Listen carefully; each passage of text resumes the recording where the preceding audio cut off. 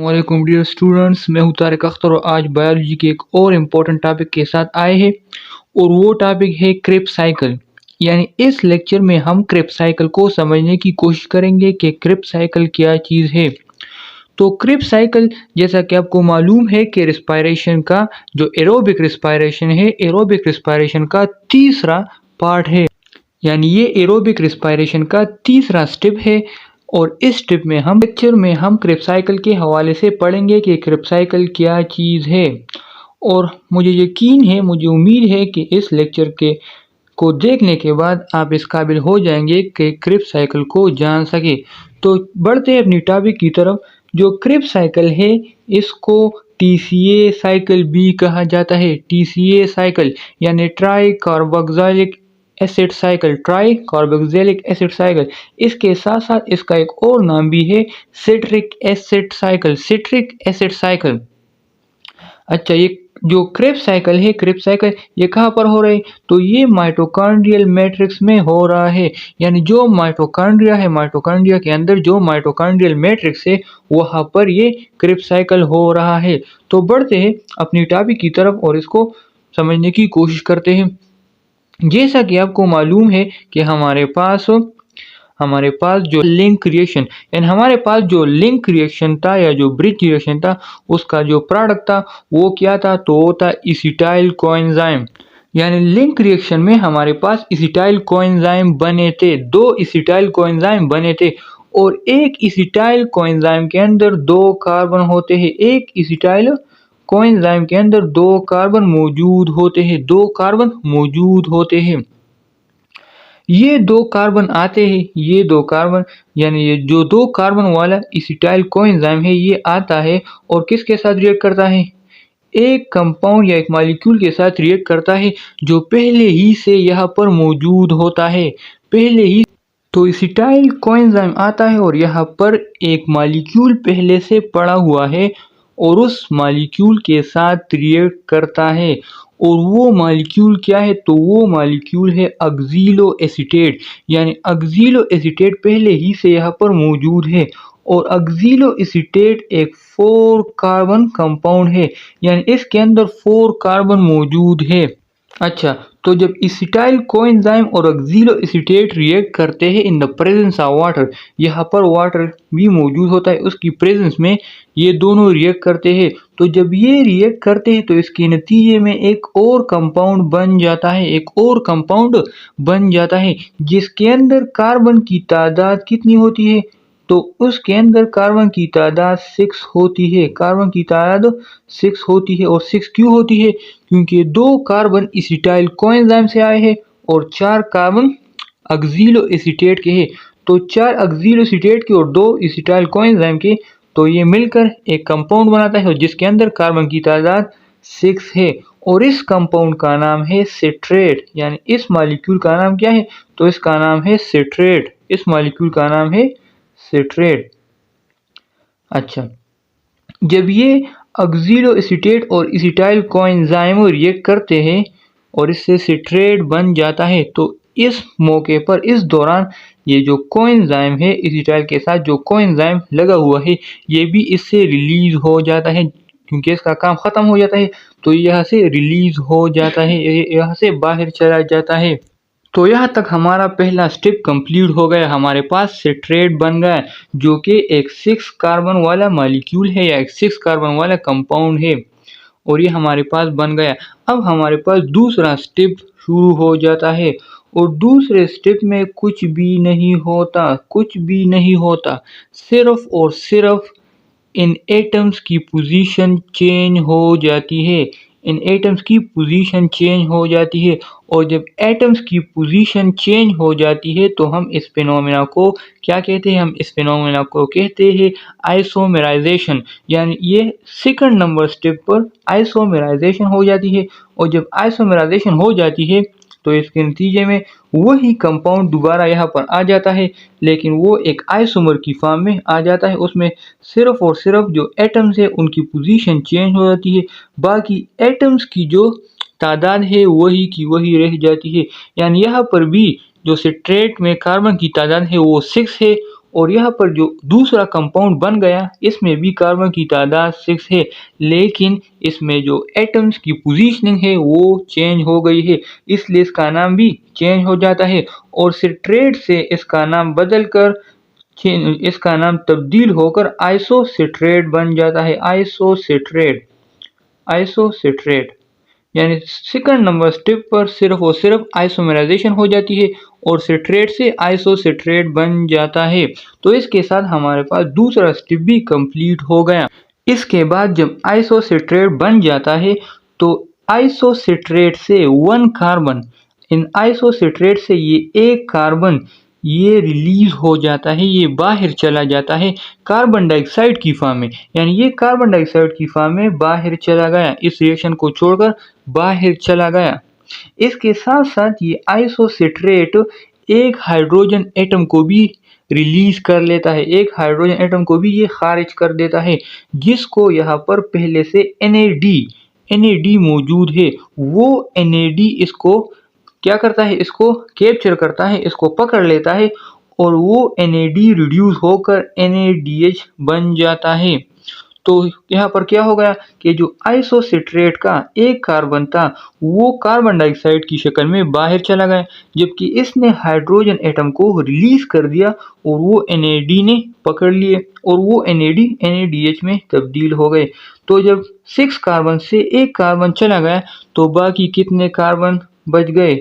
जी बिल्कुल, तो बाकी हमारे पास 5 कार्बन बच गए, 5 कार्बन बच गए। तो ये एक कंपाउंड बनाता है, एक मॉलिक्यूल बनाता है जिसके अंदर कार्बन की तादाद कितनी होगी? जिसके अंदर कार्बन की तादाद होगी 5। और इस कंपाउंड का क्या नाम होगा? तो इस कंपाउंड का नाम होगा alpha keto glutarate, alpha keto glutarate. इस कंपाउंड का नाम होगा अल्फा कीटो ग्लूटरेट।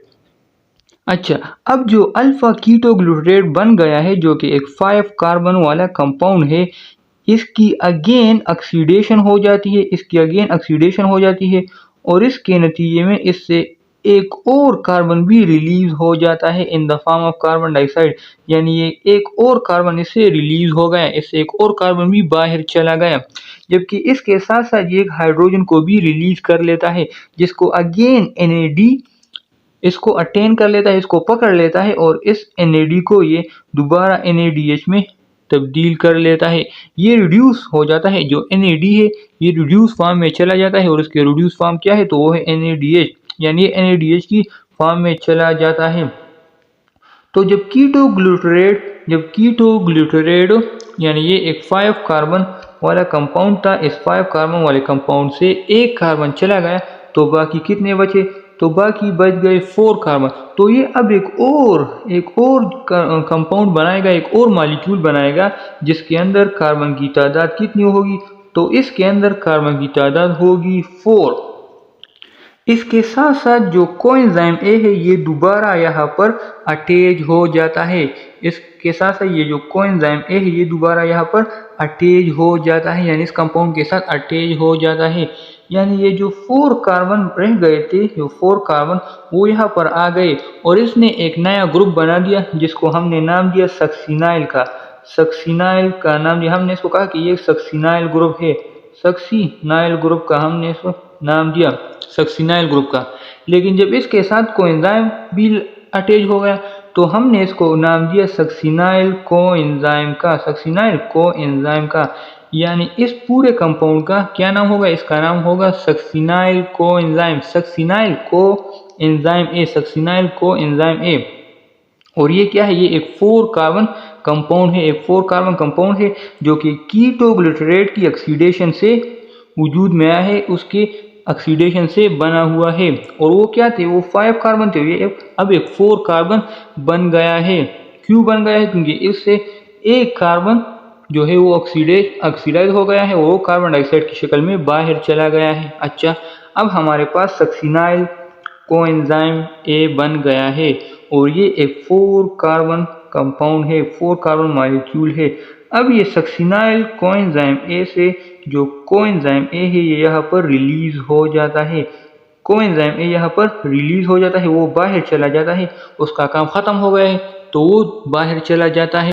अच्छा, अब जो कोएंजाइम था वो बाहर चला गया और यहाँ पर क्योंकि ऑक्सीडेशन नहीं हो गई है, फर्दर ऑक्सीडेशन स्टॉप हो गई है, तो वही 4 कार्बन यहाँ पर भी आ जाएंगे और एक नया मॉलिक्यूल बना देंगे।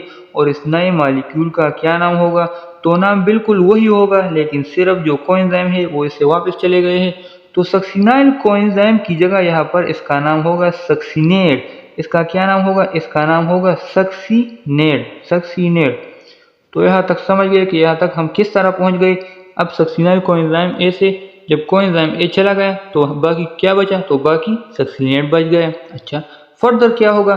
तो फर्दर सक्सिनेट की ऑक्सीडेशन होगी, फर्दर सक्सिनेट की ऑक्सीडेशन होगी और ये यहाँ पर एक बार फिर एनर्जी लॉस करेगा, यहाँ पर फिर एक बार फिर एनर्जी लॉस करेगा। लेकिन अब इस एनर्जी को या इस हाइड्रोजन को NAD गेन नहीं करेगा, बल्कि एक और कोएंजाइम पड़ा हुआ है जिसका नाम है FAD, और वो FAD इस एनर्जी को गेन करेगा और वो FAD रिड्यूस होकर FADH2 बन जाएगा, FADH2 बन जाएगा। क्यों FAD ने इस एनर्जी को गेन किया? क्योंकि इसकी एनर्जी क्या थी? कम थी, इसलिए FAD ने गेन किया। जबकि यहाँ पर एनर्जी ज़्यादा बन रही थी इसलिए वो NAD गेन कर रहा था, जबकि यहाँ पर एनर्जी कम है इसलिए इसको FAD गेन कर रहा है। तो यहाँ पर क्या हो गई? इसकी फर्दर ऑक्सीडेशन हो गई, लेकिन याद रखिए कि कार्बन यहाँ पर रिलीज नहीं हो गया, सिर्फ और सिर्फ एनर्जी रिलीज हुई। कार्बन पूरे है, कार्बन वही 4 के 4 आ रहे हैं। तो सक्सिनेट की जब फर्दर ऑक्सीडेशन होगी तो वही 4 कार्बन यहाँ पर भी आ जाएंगे और एक और 4 कार्बन वाला कंपाउंड यहाँ पर भी बना देंगे। और इस 4 कार्बन कंपाउंड का क्या नाम होगा? तो इस 4 कार्बन कंपाउंड का नाम होगा फ्यूमरेट। इसका नाम होगा फ्यूमरेट। इसका क्या नाम होगा? इसका नाम होगा फ्यूमरेट। अच्छा, यानी सक्सिनेट से फ्यूमरेट बन गया और सक्सिनेट से फ्यूमरेट बनने के दौरान कुछ एनर्जी भी रिलीज हो गई जो FAD ने इसको गेन कर लिया। अच्छा, यहाँ तक तो समझ गए कि हमने क्या क्या किया। यहाँ पर फ्यूमरेट की मज़ीद ऑक्सीडेशन हो जाती है और यहाँ पर इसके साथ वाटर मिल जाता है, फ्यूमरेट के साथ वाटर मिल जाता है और वही 4 कार्बन कंपाउंड बन जाता है, लेकिन इसका नाम सिर्फ तब्दील हो जाता है और इसका नाम क्या हो जाता है? फ्यूमरेट से मलेट हो जाता है, फ्यूमरेट से मलेट बन जाता है, फ्यूमरेट से मलेट बन गया। और मलेट की दोबारा ऑक्सीडेशन हो गई और मलेट से दोबारा ऑक्सीलो एसीटेट बन गया, दोबारा ऑक्सीलो एसीटेट बन गया और इस दौरान भी इसने एनर्जी को रिलीज कर दिया, एनर्जी को रिलीज कर दिया और उस एनर्जी को NAD ने कैप्चर कर दिया, उस एनर्जी को NAD ने गेन कर लिया और वो NAD क्या हुआ? रिड्यूस हुआ और उससे NADH बन गया। तो अगर आप देखें तो हमने ऑक्सीलो एसीटेट से शुरू किया था और दोबारा हम ऑक्सीलो एसीटेट पर पहुंच गए, जबकि सिर्फ और सिर्फ जो माइटोकॉन्ड्रियल मैट्रिक्स था उसमें ऑक्सीलो एसीटेट ही पड़ा हुआ था और कोई भी पड़ा नहीं था, सिर्फ और सिर्फ ऑक्सीलो एसीटेट था। और उस ऑक्सीलो एसीटेट की से हमने शुरू होकर दोबारा ऑक्सीलो एसीटेट पर पहुंच गए। तो अगर आप देखें तो ये पूरे साइकिल की मैनर में कंप्लीट हो गया। इसलिए तो इसको क्या कहते हैं? इसलिए तो इसको क्रिब्स साइकिल कहा जाता है। इसलिए इसको क्या? क्रिब्स साइकिल कहा जाता है। और क्रिब्स क्यों कहा जाएंगे? इसको जिस साइंटिस्ट ने, जिस बायोलॉजिस्ट ने सबसे पहले स्टडी किया था उसका नाम क्या था? तो उसका नाम भी क्रिब था, इसलिए इसको क्रिब साइकिल कहा जाता है। तो ये था क्रिब साइकिल जो हमने कोशिश की कि आपको बिल्कुल आसान और बहुत ही आसान तरीके से आपको समझाने की कोशिश करें और हमने इसको बहुत डीपली स्टडी नहीं किया बल्कि इसको जो आम अल्फाज है उसमें स्टडी करने की कोशिश की कि क्रिब साइकिल क्या चीज़ है। अच्छा, एक और बात कि अगर आप लोग ये जो मुख्तलिफ कंपोनेंट के नाम याद करना चाहते हैं तो इसके लिए हमने एक जुमला बनाया है, उस जुमले की मदद से आप इसको बआसानी याद कर सकते हैं और वो जुमला ये है कि our city is kept safe and secure from monster. यानी इनके जो पहले लेटर्स है उनकी मदद से आप इनके नाम को बआसानी याद कर सकते हैं कि जो ऑक्सीलो एसीटेट है, फिर सिट्रेट बन गया, सिट्रेट से फिर आइसोसिट्रेट बन गया, आइसोसिट्रेट से फिर कीटोग्लूटरेट बन गया, कीटोग्लूटरेट से सक्सिनाइल कोएंजाइम बन गया, सक्सिनाइल कोएंजाइम से सक्सिनेट बन गया, सक्सिनेट से फ्यूमरेट बन गया और फ्यूमरेट से मलेट और मलेट से ऑक्सीलो एसीटेट बन गया। तो ये तो आज का हमारा टॉपिक था क्रिब साइकिल का। उम्मीद करते हैं आपको आज की लेक्चर अच्छी लगी होगी। मुझे यानी तारिक अख्तर को अपनी दुआओं में याद रखिए। अल्लाह हाफ़िज़।